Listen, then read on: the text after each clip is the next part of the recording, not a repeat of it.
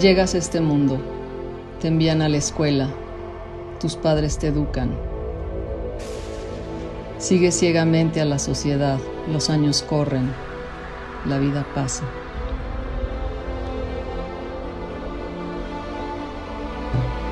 Pero a veces aparece un rayo liberador con múltiples formas: amor, accidente, enfermedad, planta de poder, chamán, viaje iniciático, depresión, fiesta, encuentro fortuito con el misterio, noche profunda que conecta con el ser, o un día tan ardiente que hace estallar en pedazos el alma.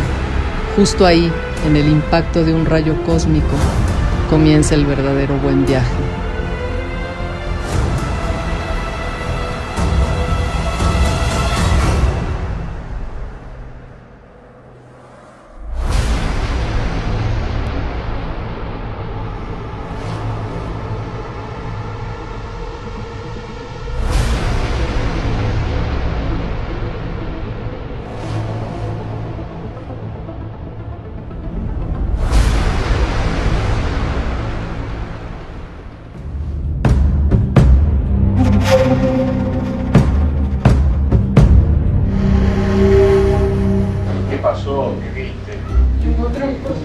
Un grupo de personas esperaban oír un relato fantástico, pero Juan se quebró. ¿Qué fue lo que le pasó? ¿Con qué se encontró? Speaking to witnesses like Juan, the phenomenon could not fit in the four-dimensional physics that we use every day. Por mucho tiempo lo llevé al miedo. Muchísimo tiempo. Juan es un cazador que fue cazado. Pasaron más de 30 años y continúa traumado por aquel suceso de su infancia. Aurero laro roikwa hape veningo la tesakar tesapusok upeisha omo. Tem cosas donde esa extraño lero viajan más. They were describing an impact on consciousness, an impact on their thoughts, Para mí era un sueño normal. an impact on their dreams, Que hay fuera que and an impact on their life. de aparecer kwa seramo kwa kahan. These people have something to teach us. El gaucho también llora. A lo desconocido lo demonizamos. Le tenemos miedo.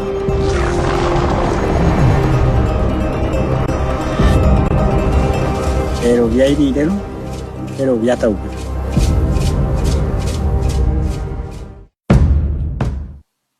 Okay.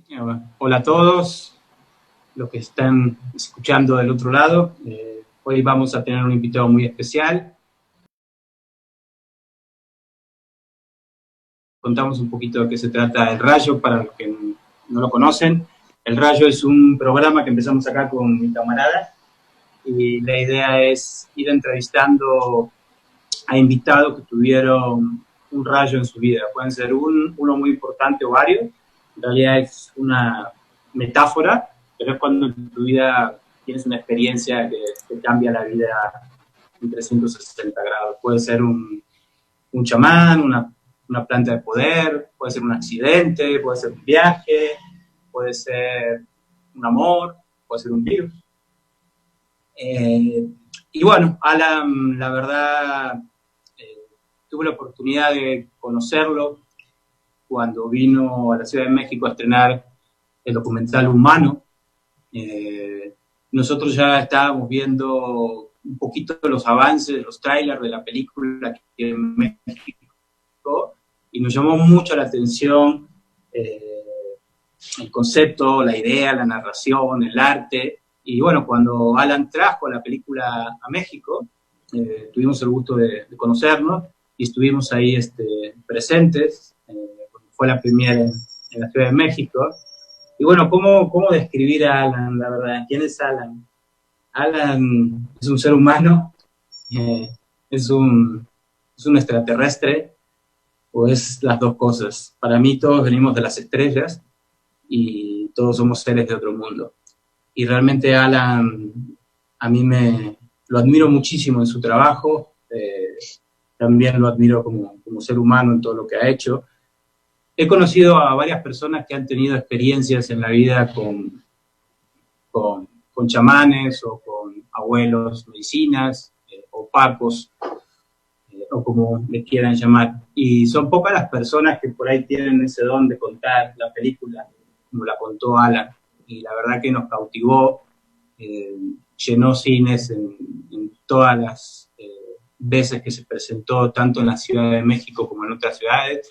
En Argentina también, en Buenos Aires también sala llena, y a veces es difícil que un documental reúna tanta gente si no es la fórmula de Hollywood, y lo que estamos acostumbrados a ver, ¿no? Entonces realmente son pocas las personas que a veces Dios les da ese don, ¿no? De poder contar esa historia, y que esa historia toque muchos corazones y cambie muchas vidas.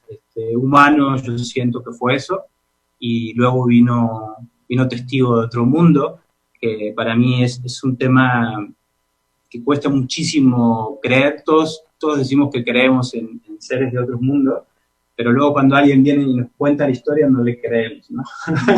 O las historias quedan muy banales o se quedan cortas. Y Alan realmente, que con la sensibilidad y con el arte que tiene, más allá de su talento, siento también que lo ha contado muy bien la película, y también es de las, no sé, pocos documentales que he visto de seres de otro mundo con tanta investigación y con tanta sensibilidad, y realmente, bueno, admiro. Así que bueno, hoy tenemos un gran invitado en los tiempos que nos está tocando vivir de cuarentena, tocando el tema de humano y tocando el tema de otro mundo, otra realidad, con mucha seriedad y con mucha investigación. Entonces, ahorita le voy a pasar la palabra a mi compañero tarotista Miguel Canseco para que vaya con la primera pregunta. Alan, pues un honor estar contigo esta tarde aquí. La primera pregunta es, es inevitable en este momento. Uno responde desde toda su historia personal y podría plantearla del siguiente modo. Si el mundo es un organismo, si la conciencia humana en cierto plano es una sola, ¿qué está pasando? ¿Qué nos está diciendo el virus en este momento? ¿Cuál es la voz del mensajero desde tu punto de vista del coronavirus? ¿Qué está diciendo? Bueno, antes que nada, buenas tardes, Martín, buenas tardes, Miguel, y toda la gente ahí que nos está escuchando en este espacio. Empezamos light. Realmente es una pregunta que me estoy haciendo desde hace 2 meses, realmente. Si esto es producto de la propia inteligencia terrestre, ¿no? Si es Gaia la que nos está hablando o es otro tipo de fuerza que nos está hablando, y cuál es el propósito. Todavía no quiero precipitarme y decir alguna conclusión, pero que hay un propósito detrás de esto, estoy completamente seguro de eso, que hay una agenda, si se quiere, una agenda que se nos escapa, sea una agenda humana, ¿no? De una élite que nos quiere encerrados en nuestras casas por algo, o una agenda de Gaia, que tiene su propia agenda y nos pide un poco de pausa humana, que ya tuvo suficiente trabajo con nosotros, y los cisnes necesitaban volver a pasearse por Venecia, y que aparezcan animales en las ciudades cuando nunca aparecieron. Entonces todavía no, de esos 2 lados de la balanza, todavía Libra los está pesando, ¿no? No sé bien realmente de cuál agenda estaríamos hablando en este caso en particular, que nos toca ser testimonio. La verdad que igualmente estamos siendo testigos de un evento único en la historia humana. Realmente no sé a qué fuerza para resumirlo de esta forma. Ok, Alan, ¿qué es ser humano para ti? Un estado de la conciencia en este plano terrestre, y según lo que he aprendido en el viaje que tuve la oportunidad de participar y de desarrollar principalmente esa pregunta, sería como el primer escalafón en la evolución de la humanidad en su conjunto. Es decir, llegamos a esta tierra, encarnamos en un cuerpo, nos declaramos seres humanos en el momento que tomamos conciencia de quiénes somos. Y antes que eso, el estadio es nulo, si se quiere, o zombie, para ponerle un título conocido. Pero solamente en el momento que nosotros mismos tomamos conciencia del ser o del yo soy, es ahí cuando uno puede decir, bueno, soy humano. Entonces no es que es un diploma, un certificado, un estadio permanente como un sello de fuego. No, es más bien un estado de la mente, del corazón, del espíritu, es un estado del ser que se asemeja más a un estado filosófico, mucho más que un estado de diplomatura, ¿no? Es decir, uno para ser médico estudia medicina, 6 años, ya es muy difícil que un médico pueda dejar de ser médico, salvo que tenga amnesia y se olvide de todo el conocimiento. Pero en el caso del ser humano, uno sí puede dejar de ser humano. Es decir, si tomamos el símbolo por excelencia de la tradición andina y de otras tradiciones más alrededor del planeta, que es la cruz tiene una intersección en un punto, y ese punto es el que genera la fuerza del resto de los 4 puntos. Y en esa concentración de fuerzas es donde está el ser humano. Es decir, el ser humano puede moverse hacia arriba, ¿no? Y se va al plano de los dioses, deja de ser humano. Ese punto puede irse abajo, se va al mundo de los espíritus de los antepasados o al mundo interno y deja de ser humano. Se va para la derecha, deja de ser humano. Se va para la izquierda y deja de ser humano. Entonces, es decir, el ser humano es la conjunción y la integración de los 4 puntos elementales de la Tierra y de los 3 mundos que cohabitamos en este universo. El Hanak Pacha, el mundo de arriba, el Kai Pacha, que es nuestro mundo, que es el más difícil de dominar, es desde donde nos declaramos seres humanos, y el mundo de abajo, que es el Uju Pacha, el mundo de la serpiente. Entonces, la lucha, ¿no?, del Puma, del Kai Pacha, del ser humano, es mantenerse siempre en equilibrio en ese punto, en esa intersección donde se cruzan los 3 mundos y los 4 puntos cardinales. O sea que tenemos muchísima más tarea que cualquiera de los animales de este planeta y cualquiera de los seres vivos, y es por eso que el desafío es mayor, y es por eso que también erramos mucho más fácil que otros seres que están habitando en este planeta. Nos cuesta más evitar por esa razón, porque nos distrae muy fácilmente son distracciones esos otros o puntos, en definitiva. No es nuestro mundo en el que debemos estar parados en este momento. Entiendo. Seguro que hay mucha gente también en la audiencia, porque me han dicho que querían ver lo que tenías para compartir, que hacen cine y hacen documentales. ¿Cómo fue, Alan, que te llegó el llamado de hacer esta hermosa película de Humano? Entiendo que tú ya venías algo preparado en cuanto a la carrera de... Nada, hacías tus propios videos y ya tenías ciertas experiencias en eso. Cuando te llegó este llamado, entiendo que fuiste sin cruz, sin nada, fuiste con un plan de rodaje, fuiste a vivir la aventura y llevabas una camarita a ver qué pasaba. ¿Qué plan tenías y qué fue lo que pasó? ¿Qué fue lo que pasó ahí? Porque yo creo muchas veces que cuando uno va con menos planes a hacer este tipo de cosas, sucede la magia, ¿no? Entonces, quería que nos cuentes un poquito para la gente que hace documentales y para todo el mundo, ¿no? De cómo surgió esta aventura, ¿no? Bueno, el comienzo de la aventura, debo decir, que va un poco más atrás del momento que decidí hacer Humano, el viaje, más que nada, porque, si se quiere, tomando el título del programa, el primer rayo para estudiar cine terminó siendo como el catalizador final cuando tenía 15 años, que vi El Topo de Alejandro Jodorowsky, un director de cine chileno que en ese momento solamente lo conocía por sus cómics y por sus películas. Cuando vi esa película dije, wow, ¿qué acabo de ver? No entendí nada, pero me pasaron muchas cosas por dentro. Y dije, bueno, quiero transmitir esto mismo con un lenguaje artístico. Y ahí fue cuando dejé la informática que estaba estudiando, porque iba a ser ingeniero en sistemas, y terminé estudiando cine. Pero a la par de que estudiaba cine, estaba haciendo obviamente también teatro y otras artes, acrobacia, teatro de títeres. Bueno, estaba en ese momento consumiendo un montón de arte, pero a la vez estaba mi búsqueda personal y las crisis existenciales, que todos en algún momento de nuestra vida sufrimos. Y en ese entonces había desarrollado una investigación de los Andes y una ciudadela que está debajo del lago Titicaca.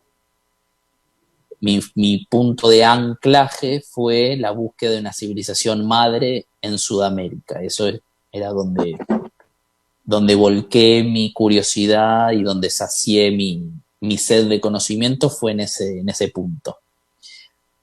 Tenía en ese momento 24 años, sumado que estaba sufriendo una crisis existencial de no encontrarle el sentido a las cosas, me hizo tomar valor para despedirme de Buenos Aires y embarcarme a la aventura, sin tener en claro cuándo iba a regresar.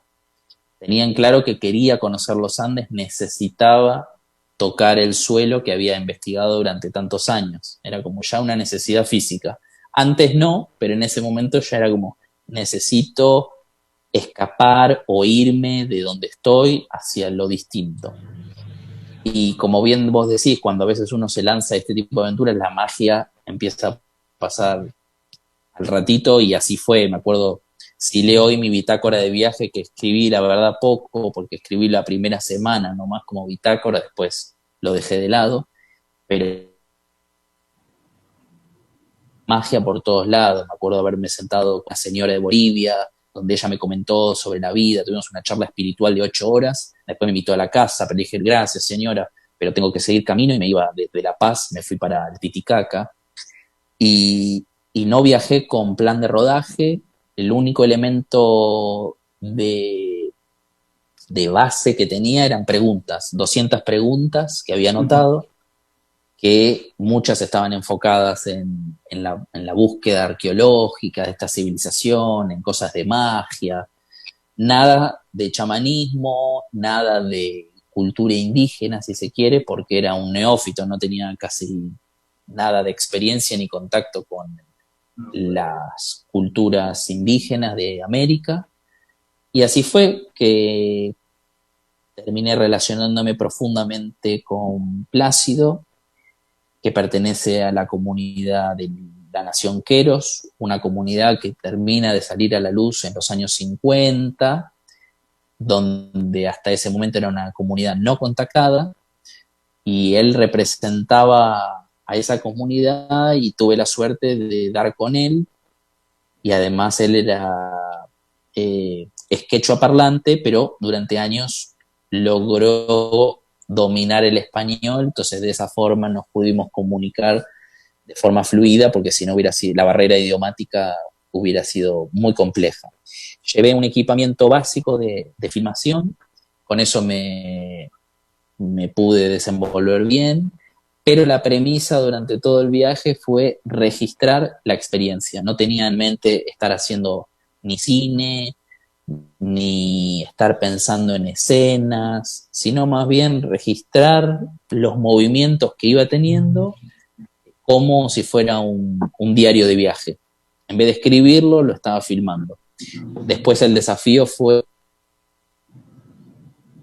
cuando volví a Buenos Aires, tenía un montón de material suelto, diseminado, y el proceso de postproducción fue mucho más largo de lo normal, porque tuvimos que darle sentido a la película en la sala de montaje, si se quiere. O sea, el guión se armó en la postproducción y no antes, como corresponde.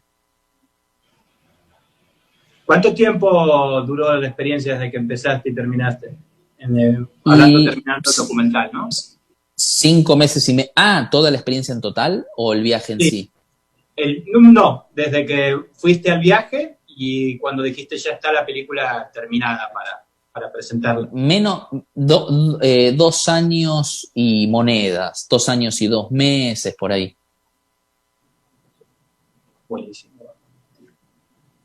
Sí, pues fíjate que hablando del siguiente gran proyecto que es Testigo de Otro Mundo, en los créditos iniciales, cuando comienza la película, pones varias pinturas y grabados de distintos momentos de la humanidad que registran lo que hoy conocemos como el fenómeno ovni, como las naves, ¿no?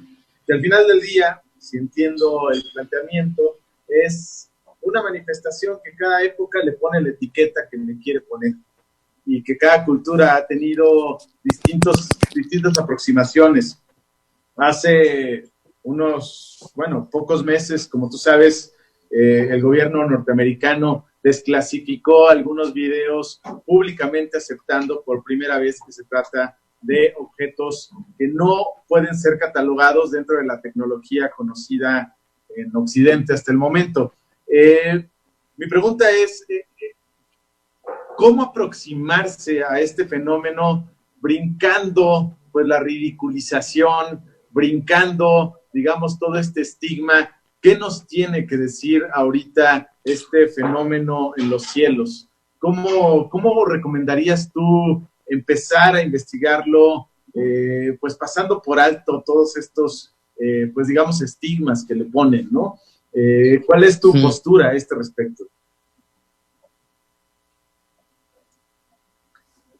Bueno, el proceso que yo viví es lo mismo que vos estás mencionando, donde uno tiene que sortearse entre la burla, quizás, o la ridiculización que tiene el fenómeno, que es lo que mismo yo caí preso de ese estereotipo, porque nunca fue un fenómeno que me interesó desde lo conceptual, porque lo veía como chabacano, lo veía como algo vulgar, si se quiere. Estaba tan... Mi conciencia estaba tan inmersa en el arquetipo de cine, quizás, como se retrata, que lo veía como algo ya muy vulgarizado. Pero debo admitir que todo cambió cuando conocí a Juan y pude tomar contacto con él. Si bien yo viví 2 experiencias muy fuertes con el fenómeno de aparición en el cielo, totalmente inexplicable, y de una de ellas con consecuencias en mi vista, fueron suficientes esas experiencias como para que me llame la atención estudiar el fenómeno. Pero sí lo fue cuando conocí a Juan y pude ver el impacto psicológico que puede llegar a tener un encuentro cercano de esta naturaleza. En el caso de Juan, el trauma era tan evidente, era tan palpable, uno podía sentir lo que él había vivido con solo escucharlo y ver lo que él había sufrido durante 40 años, que me dio mucha fuerza y muchas ganas de poder indagar más sobre el fenómeno, y de hecho esa fue la razón por la cual conocí a su familia, la familia de Juan, a la mamá, al papá, a los hermanos. Y en una de esas visitas, la madre, a mí solo, no sé por qué, estas cosas también de providencia, me confiesa que también había sufrido un contacto de chica, que se habían llevado a su perrito, que ella estaba completamente asustada y aterrorizada con que se lleven a su hijo por Juan, y me pedía por favor que interceda de alguna forma porque ella tiene terror de que se lo lleven. Y que me contó a mí, nadie lo sabía, nadie sabía que ella había tenido una experiencia de chica, porque era una mujer muy celosa, muy, muy reservada, y no sé por qué me llevó a caminar por el campo y me soltó esa verdad, la primera vez que me conocía. Y debo decir que una de las razones, o la razón más fuerte por la cual empecé la investigación en Testigo, fue para entender qué es lo que le había pasado a la madre, y la gran pregunta que me hacía era si había algún tipo de relación entre el linaje nuestro, de las personas que tienen algún tipo de episodio de esta naturaleza, con el fenómeno ovni. Y a partir de ahí ir tirando del hilo poco a poco para ir entendiendo más si el fenómeno ovni no es más que los ancestros viniendo a nuestra dimensión para algún motivo. Esa fue como la pregunta base que me hacía. Y bueno, después cuando uno fue metiéndose más y más y más, descubrimos esto de que Juan tiene ancestros guaraníes, que pertenece a un linaje chamánico muy alto del Paraguay, que eso fue cortado por la muerte de su abuelo y la descendencia dejó de tener ese contacto sensible. Pero volviendo a la pregunta madre que me haces, a mí me pasó de meterme también en lecturas y de personajes que tienen una postura muy, muy concreta del fenómeno, que creo que es la que más abunda en Internet hoy en día. Por un lado es una bendición tener Internet porque nos conecta y hay una proliferación de información increíble, pero la parte negativa es que hay cada información basura y hay que ser un cirujano para saber descartar algo, porque realmente el fenómeno ovni está plagado de contaminación espiritual. Ya tenemos que hablar en esos términos, porque lo que hace es confundir las mentes. No quiero decir con esto que hay una sola línea de abordaje, de investigación, pero sí que hay mucho farsante dando vuelta que hace creer un mensaje cuando no es cierto. Lo único que se busca es manipular a las personas y tener seguidores y poder vender libros. Cuando ese es el fin último, ahí es cuando digo que es más una contaminación espiritual que otra cosa, porque la gente cae en esas trampas y el fenómeno ovni se presta mucho a ese tipo de circo.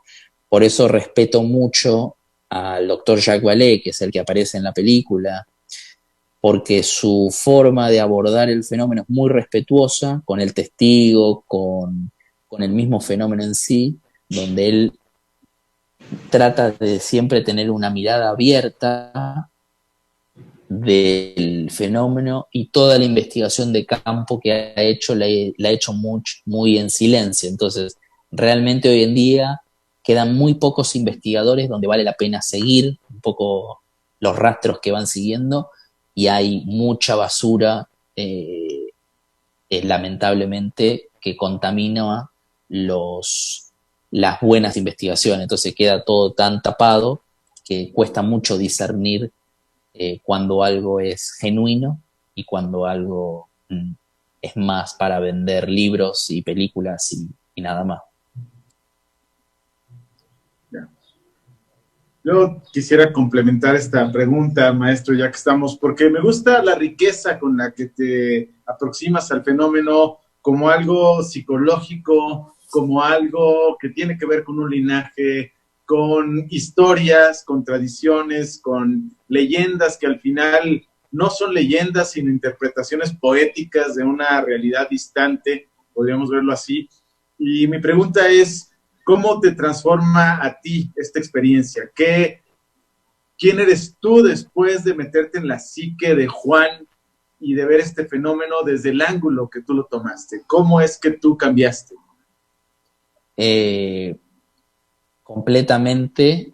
Hay un antes y un después del proceso de la película. En el momento de estar sumergidos, trabajando con Juan y trabajando conjuntamente, mi psique puesta al servicio de él y la de él al mío, y el doctor Vallée y el doctor Berlanda, hicimos como una gran mente colectiva entre todos con un propósito único, que era ayudar a Juan a sanar, a que entienda lo que él vivió.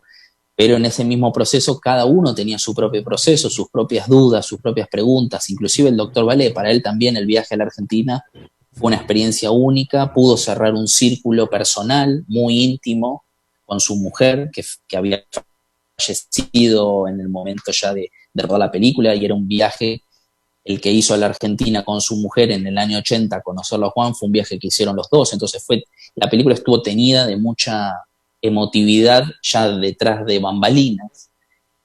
Y en mi caso en particular, debo decir que en lo que más me iba afectando era en el decir en qué estamos metidos, ¿no? En dónde estamos rodeados, porque me acuerdo de cuando hicimos la regresión a Juan, de cuando terminamos la regresión, yo salgo de la casa y empiezo a caminar por el campo, me acuerdo haberlo visto al doctor Berlanda y nos dijimos mutuamente, ¿qué es todo esto? Porque sabíamos que estábamos en ese momento manipulando, en el buen sentido de la palabra, un día, porque pasaron cosas dentro de esa habitación mientras hacíamos la regresión que no tienen explicación. Las luces parpadeaban de una forma que no tienen que parpadear, los técnicos se durmieron, duró 1 hora y media, había una interacción de Juan con el fenómeno, por eso la luz se movía cuando Juan estaba interactuando, entonces en un momento hasta llegamos a pensar que no era una regresión donde uno recuerda lo que vivió, sino que todo lo contrario, Juan estaba volviendo a vivir en tiempo real e interactuando con ese fenómeno, porque nosotros le hacíamos preguntas a Juan para que pregunte al fenómeno y el fenómeno contestaba. Era como estar interactuando con otra dimensión en tiempo real. Y entonces ahí fue cuando nos agarró a todos el efecto de Truman Show y dijimos, ¿qué es todo esto? ¿Qué es la realidad? Y yo creo que fue muy sanador el proceso, no solo para Juan, sino para todos, porque recuerdo que una de las preguntas que más me caló muy profundo antes de hacer el proyecto y que me preguntaba todos los días era ¿qué es la muerte? Pero ya no desde un lugar intelectual y filosófico, sino ¿qué pasa? O sea, ¿qué sucede con la muerte? ¿Qué sucede con nuestro alma, con nuestro espíritu, con el cuerpo? ¿Hay algo más o se apaga la luz y no nos vimos nunca más con nadie? Y a través del fenómeno empezaba a tener destellos de indicios de todo esto, y es ahí cuando el proceso de la película me empezó a responder esas preguntas tan íntimas que tenía y dejé de tener ansiedad ante esa pregunta, es decir, no me la respondió la película, pero dejó de estar como una carga emocional en mi vida. Así como a Juan dejó de tenerle miedo a los sueños que él tenía, porque él soñaba con muerte, con accidentes, Él sentía que a través de sus premoniciones él estaba provocando esos accidentes. Él no se daba cuenta de que tenía el don de la clarividencia, un don guaraní de sus antepasados, y él lo vivía como una maldición. Entonces él pensaba que todo eso que le sucedía, él era el provocante de todo eso. Entonces él lo vivía con mucho terror. Y así como Juan sanó ese aspecto, yo sané otro. Me imagino que el doctor Ballet también pudo haber hecho otro duelo. Y la película y el proceso nos ayudó a cada uno desde lo individual, sin estar manifestado en la película, porque la película trata de enfocarse en Juan, a que cada uno cierre sus propios círculos. Wow, qué interesante. Te quiero hacer 2 preguntas, pero antes quiero tratar de poner esto en un pensamiento. Entiendo que para ti hay como debe haber una relación, o más bien qué relación hay entre humano y testigo de otro mundo, porque muchas veces cuando uno habla de los abuelos medicina, de las antiguas tradiciones de Perú, de México, de Colombia, se habla mucho de tierra, ¿no? Pero cuando empezás a meterte más profundo, por ejemplo, a mí me tocó también con un viaje que tuve, que fue un viaje iniciático para mí, con un abuelito maya, también, bueno, ya empiezan a hablar del inframundo, de los seres celestes, y empiezan a hablar de otras realidades, ¿no? Dependiendo de lo que te quieran contar. Yo me imagino, bueno, para mí tiene una relación directa los antiguos mayas, los antiguos queros, había una relación directa con los seres de otro mundo. De hecho, ahorita también he leído algunas cosas que tanto la NASA y como Elon Musk están viajando a varios de estos lugares sagrados, no sé si es verdad o no, porque no lo puedo comprobar, no solo lo he leído, pero bueno, tratando de ver cómo le hacían estas civilizaciones tan antiguas para conectarse y saber tanto, ¿no? De seres de otros mundos, de planetas y eso. Entonces la pregunta para ti sería, me imagino que tú estás como siguiendo un plan álmico y se está conectando muchas cosas, porque ahorita viene un proyecto nuevo para ti, que también a mí me llegó por ti, por el buen Marc, que a lo mejor si está despierto ahorita en España, está escuchando, pero bueno, gracias a ti conocí a Marc, y gracias a ti conocí a su papá, y bueno, entiendo que viene un proyecto muy interesante para ti también, que también creo que todo es una relación de lo que estás haciendo, en Perú también, que se llama Oricancha. Entiendo que también hay un descubrimiento ahí muy importante que tiene que ver con los incas, con el Templo del Sol. Entonces la pregunta que te quería hacer es, ¿qué relación ves tú en todo esto entre las antiguas civilizaciones y seres de otros mundos? Y si crees en mundos paralelos, Alan, y si crees en las 21 dimensiones que están hablando, por ejemplo, no sé, estos jóvenes como Matías Di Stefano y Luca Cervetti, que me los he topado hace poquito. Entonces me gustaría mucho saber qué impresión, más allá que sea un sueño, una premonición, una imaginación, ¿qué cree Alan en todo eso?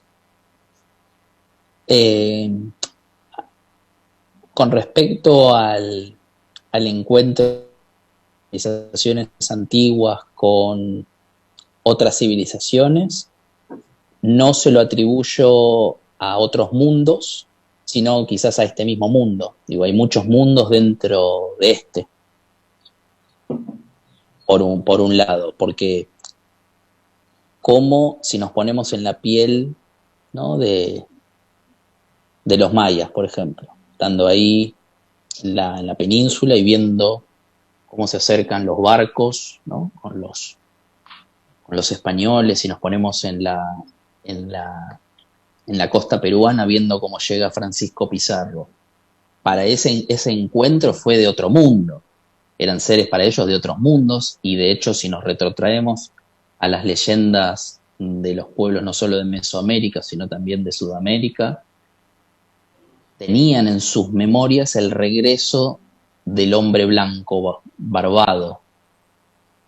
Y llegaron los hombres blancos, pero no el de las leyendas antiguas, sino hay una confusión quizás profética o a propósito, no lo sabemos cuál era el plan.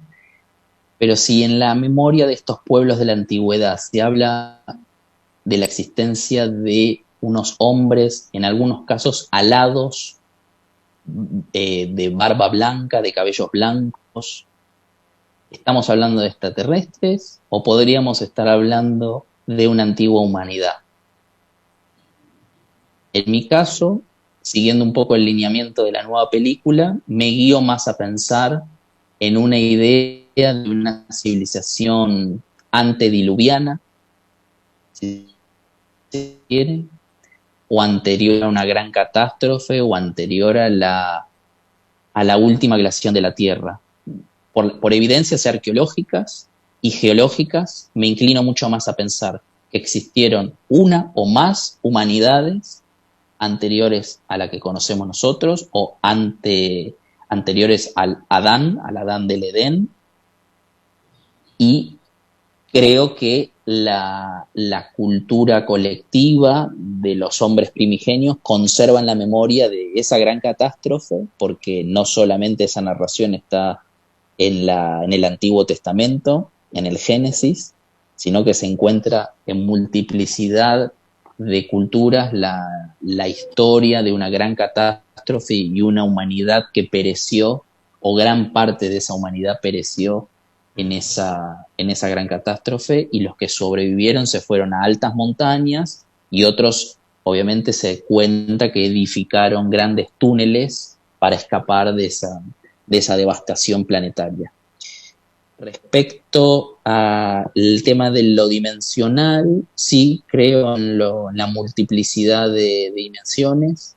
No creo que sea, si me baso un poco en el conocimiento alquímico o cabalístico, me atrevo a decir que son 3 dimensiones, así como también son 3 dimensiones para la cultura andina y para la cultura maya y para tantas otras más. Ahí se parte también el concepto de de lo tripartito, de la tríada sagrada, ¿no? Que también está en el cristianismo y en un montón de otras religiones y tradiciones.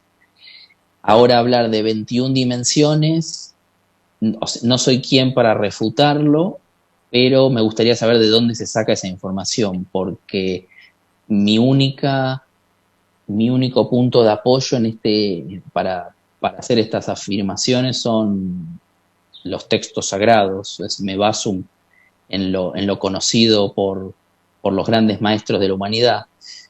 Entiendo también que estamos en un momento que para el hinduismo o para la religión védica es el tiempo de la gran confusión, es el tiempo del Kali Yuga, ¿no? Es el tiempo de la guerra, de la sangre, del exceso, del materialismo, pero también de la gran confusión, el tiempo de los falsos profetas. Entonces también por eso cuesta mucho discernir lo bueno de lo malo de lo bueno, y algo que es bueno es malo en el fondo, y algo que es malo en realidad termina siendo bueno. Es como todo termina siendo un poco patas para arriba. Y ese mensaje, curiosamente, también me lo encontré estando en Paraguay, conectándome con Silvia, que es una de las protagonistas de Mujeres Sabias de la película Testigo de Otro Mundo. Esto no está en la película porque iba a ser mayor confusión para todos, pero lo que ella me explicaba es que no hay, en palabras coloquiales, no hay que enceguecerse ante la manifestación lumínica. Es decir, yo le estaba preguntando por el fenómeno ovni en ese momento, entonces el mensaje de ella fue: no hay que dejarse enceguecer por lo que aparece en los cielos o en una manifestación en la tierra. A lo que pregunto, ¿por qué? Me dice que nosotros como seres humanos no tenemos la capacidad para discernir si eso viene del lado, para ponerlo en términos dualistas, viene del bien o del mal, y qué intenciones tiene con nosotros, eso que se manifiesta. Y lo cual termina de decir que lo que aparece como manifestación ante nuestros ojos y ante nuestra realidad no es la realidad en sí. La realidad es lo que está detrás de ese objeto manifestado. Es decir, lo real y lo único importante es lo no manifestado. Si está manifestado, no tiene ningún tipo de importancia. Entonces lo que prosigo, le digo, ¿estás hablando de una especie de holograma, Silvia? Lo cual me recuerda al doctor Vallée con su hipótesis de que el fenómeno ovni es una holograma de una luz que se proyecta desde otro punto dimensional. Y bueno, terminó diciendo que sí, y que el ser humano hoy en día no tiene la fuerza que tenía antes para enfrentarse a esa luz y exigirle que se muestre tal como es, la verdad, es decir, sin máscara, sin velo. Y en este tiempo en el que estamos ahora, estamos muy velados y cuesta mucho poder discernir dónde está la verdad y dónde está la mentira en un conocimiento de este estilo. Y en el caso de Juan, lo que ella hizo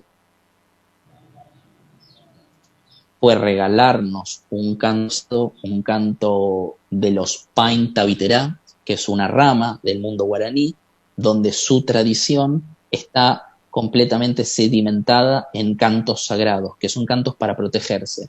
Y nos regaló un canto para Juan, para que él no tenga miedo, que no le va a pasar nada con esas luces, que esas luces no lo pueden atacar.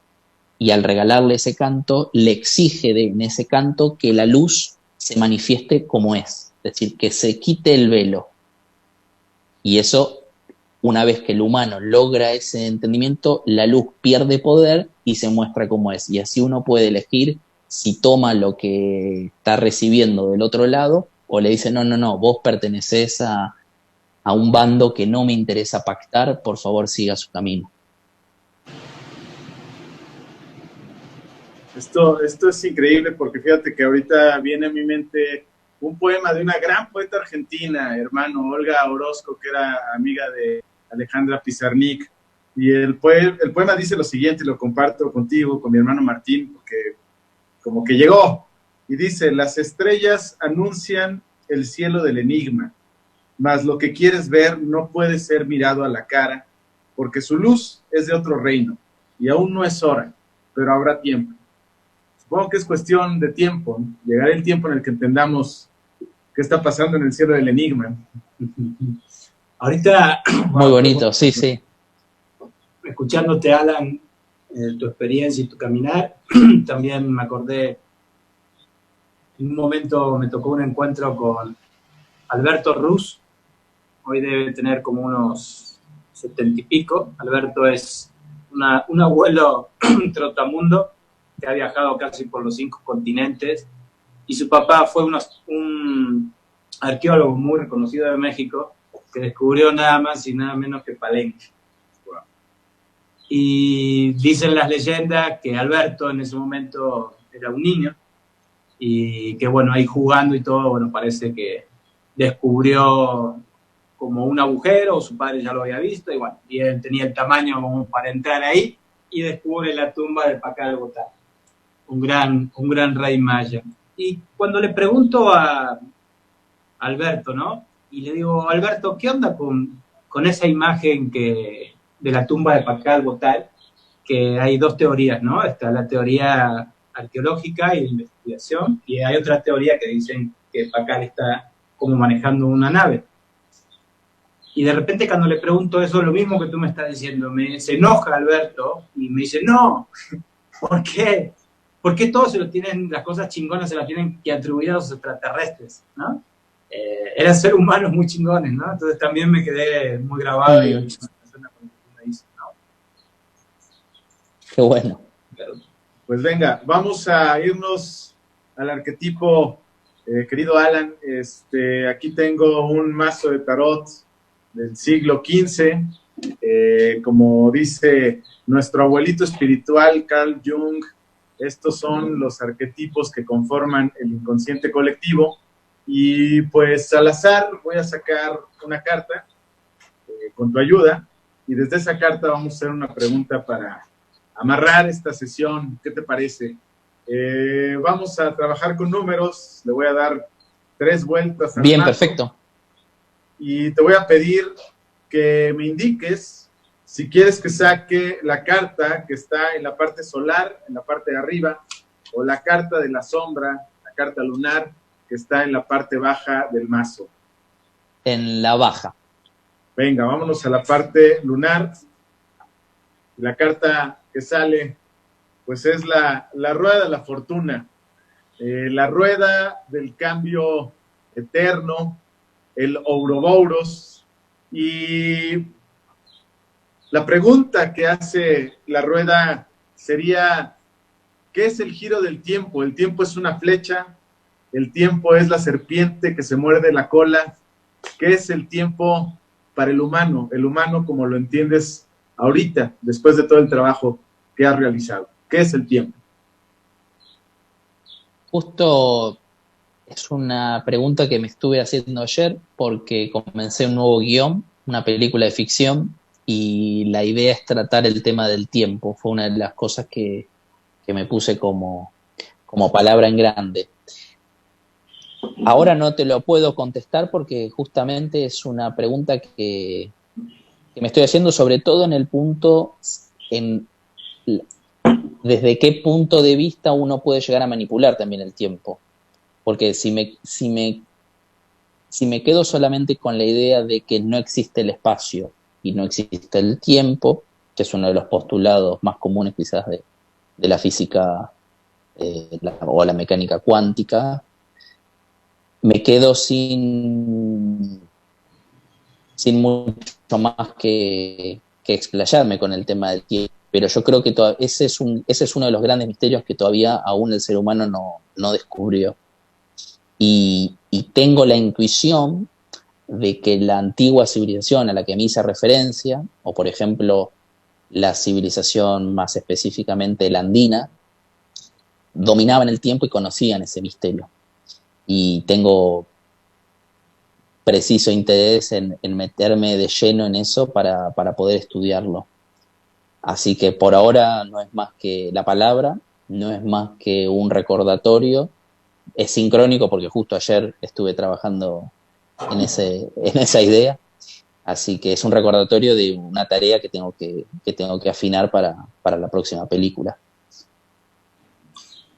Cuéntanos un poquito, Alan, si se puede. ¿Tú estuviste en Coricancha? ¿Bajaste a los túneles? ¿Qué onda con tu nuevo proyecto? ¿Se puede contar algo? Se puede contar, todavía no tengo definido si es una película o es una serie de televisión. Estoy esperando la respuesta de una productora para poder definir hacia qué lugar vamos. Es un proyecto, hoy justo lo hablaba con un amigo, también cineasta, es un proyecto tan grande e implica tantas variables porque se tocan arquetipos muy sensibles, y para mí sería el más sensible de todos, que es el origen del ser humano. El Coricancha es el templo solar de los incas, es un emplazamiento que está en pleno corazón del Cusco. Actualmente es el convento de Santo Domingo, porque como bien saben, los españoles con su conquista edificaron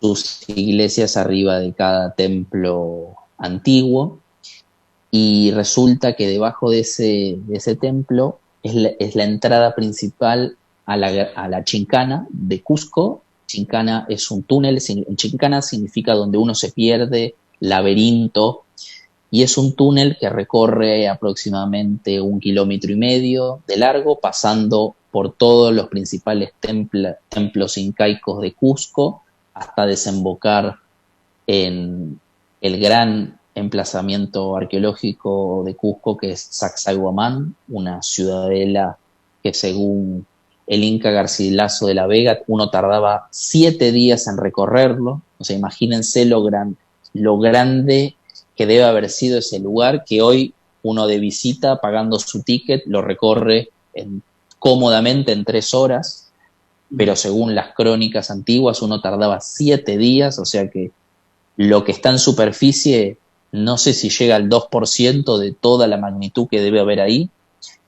No tuve la suerte de descender a ese magnífico túnel, pero sí contamos con el mejor testigo que podemos tener, que es el investigador catalán Anselm Pirrambla, que tuviste la suerte de poder conocerlo, Martín, y él en el año 82 pudo descender de la mano del prior de ese momento, de ese convento, que se sorprendió de que venga alguien de afuera a consultarle sobre la entrada de este túnel, y bajaron los 3, porque bajó Anselm, el prior, y Cesc, que era el capitán del equipo, del barco con el que llegaron al Perú. Y uno de los objetivos que tenemos con este proyecto, película, serie, es poder retomar una excavación, ya no en el Coricancha, sino en algún otro sitio que se nos permita, para poder revelar la existencia del mundo subterráneo andino, y con esto realmente estaríamos generando un impacto arqueológico único. Estaríamos hablando del descubrimiento del siglo, y realmente no hay un parangón de tal magnitud, porque realmente no sabemos hacia dónde termina desembocando este túnel. Se sabe que tiene 1,5 kilómetros, 1,8 de longitud, pero según las leyendas, ese túnel se podría llegar a ramificar en varios brazos, como si fuera un árbol, ¿no? Este túnel principal sería el tronco, y después podrían haber ramificaciones por todos lados. Pero bueno, extendiéndome, eso es un poco precipitado quizás decirlo, pero según las leyendas de eso se trata. Y realmente tendría mucha satisfacción de poder llevar a cabo esto, porque hace muchos años que Anselm viene trabajando en este tema. Yo obviamente llegué muchísimos años después con el tema del Titicaca, y ahí fue como nos unimos y cómo nos conocimos, pero me daría mucha satisfacción de, como comunicador, poder hacer una pieza audiovisual con este tema. Y ahora estamos, a la merced de productores, de financiamiento, todo lo que nos termina atando para la realización de un proyecto, que es el factor económico. Porque hacer una excavación no es nada fácil, se lidia con mucha burocracia estatal, con muchos permisos, con un montón de cuestiones, pero desde el punto de vista cinematográfico sería una aventura de escala épica. Wow, maravilloso. Wow, qué increíble, Alan. Bueno, ya llegamos al final del programa. Vamos a hacer una pequeña conclusión y vamos a darle paso a las preguntas y respuestas. Ojalá, Alan, pronto, si los planetas quieren y se alinean entre nosotros, podamos hacer un viaje junto con Miguel. Tenemos muchas ganas de ir a Perú, sería increíble poder ir contigo. Hemos estado en contacto también con el buen Alonso del Río, que se trae una película de un libro que hizo de los 4 altares, que Alonso ha marcado mucho en nuestra vida también. Así es. Y bueno, ojalá se alineen los planetas para hacer ese viaje a Perú contigo, conocer a este maestro también y bueno, aprender más de las culturas de Perú. También acá nosotros en el equipo con Miguel hacemos este tipo de viajes de investigaciones. Lo tenemos al buen Ida Cuellar, que pronto lo entrevistaremos, que platicamos con él, que trae la película de El secreto del Dr. Greenberg, que es un caso increíble. Así que, Alan, realmente seguro que has dejado pensando a más de uno. Tu trabajo es muy inspirador. Has logrado contar historias muy profundas, con arte y con corazón. Te felicito. Te deseo lo mejor en todo lo que emprendas y bueno, le dejo acá la palabra de conclusión a Miguel y preguntas y respuestas. Pues, maestro, pues muchas gracias por tu tiempo, en este enigma del tiempo en el que nos encontramos, y eso que tú quieres responder, que todos queremos responder, pero de verdad, pues nada más sumando a lo que dice Martín, maravillosa la visión que tienes de sumar lo humano, lo filosófico, pero al final del día para ampliar nuestra percepción de conciencia del mundo, y en la medida que ampliamos nuestra percepción, pues hay un poco más de libertad, o un tanto más de libertad, que es lo que buscamos también aquí, a través de Buen Viaje, a través del Rayo, a través de Humano, de Testigo de Otro Mundo, del Tarot, y de todas estas cosas que nos sacan de la garra de lo habitual y nos llevan al terreno inabarcable de lo imaginario, que lo imaginario es real, al final desde la imaginación se genera lo tangible. Pues mil gracias, nuestros respetos y nuestro abrazo. Gracias. Personal. Igualmente, gracias a ambos. Muchísimas gracias. Bueno, del otro lado está Francisco Estrada, que le quiero agradecer, que él nos está haciendo todo el streaming en vivo desde el DF. Quería preguntarte, Fran, si tenemos alguna pregunta para aprovechar que está Alan. Nos quedan 3 minutos. Entonces, vamos a ver si Fran tiene alguna pregunta. Vamos a esperar unos segundos. ¿Din, te puedo meter en Facebook para ver si hay alguna pregunta? Sí, hay una de... Venga, dímela. ¿De Valerio Negri? Tenemos una pregunta de Valerio Negri, que creo que lo conozco, Valerio, creo que es de Tepoztlán. A ver, cuéntame. Dice, ¿crees que podríamos, bajo el presente contexto que vivimos, en fin de ciclo profetizado? A ver, Beni, ¿lo puedes decir acá? Venga, aquí. Ahorita viene la primera pregunta, Alan. Son 3-4 minutos. Dice, ¿crees que podríamos, bajo el presente contexto que vivimos de fin de ciclo profetizado, que regrese ahora esta sabiduría ancestral en beneficio de toda América y el planeta, como la oportunidad de una verdadera evolución del humano? Sí, estoy convencido de que según la tradición universal, sí estaríamos llegando al fin del Kali Yuga o el fin del último Pachacútec negativo, pero creo en la idea de ciclos cósmicos, pero nadie sabe exactamente cuándo es o sea, quisiéramos ser testigos de ese fin, pero ojalá así sea. Estamos en un tiempo histórico, eso estoy seguro. ¿Otra pregunta? Ok, vamos a ver si hay otra pregunta. Ok, bueno, por el momento parece que es la última pregunta. Fran, ¿estás conectado? Fran Estrada.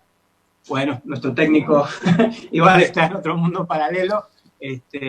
Alan, vamos a cortar la transmisión. Te agradecemos muchísimo y un gran abrazo de parte también de Eugenio, que te manda saludos. Eugenio de Qué bueno. Buen Viaje. Gracias a Casa Buen Viaje. Abrazo. que nos presta acá el lugar para transmitir en San Miguel de Allende. Así que bueno. Pues muchísimas gracias, Alan, y esta es la primera de varias conversaciones, porque los temas son muy amplios y cuando cuando gusten. Para que este encuentro. Cuando gusten. Gracias. Un abrazo enorme, un placer. Gracias. Gracias. Gracias, Bye. muchachos. Chao, chao.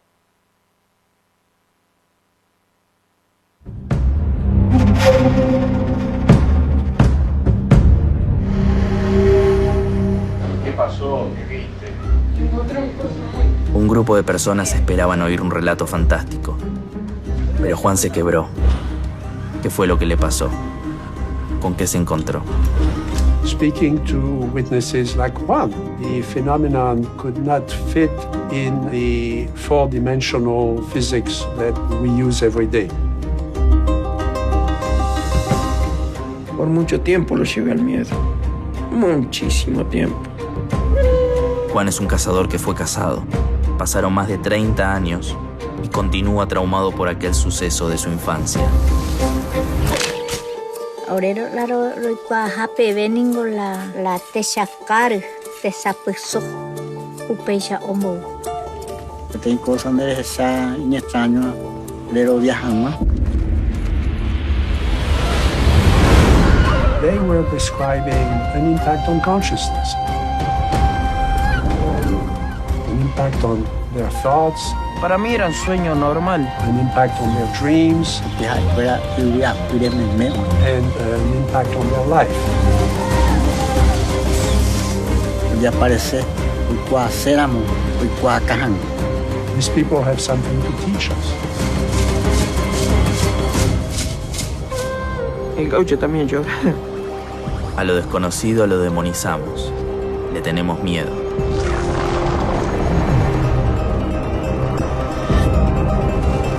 Pero via dinero, pero via tau.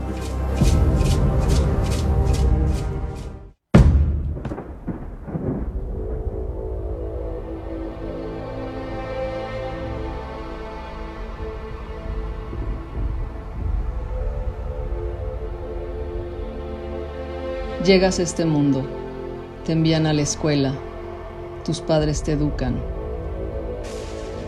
Sigues ciegamente a la sociedad, los años corren, la vida pasa.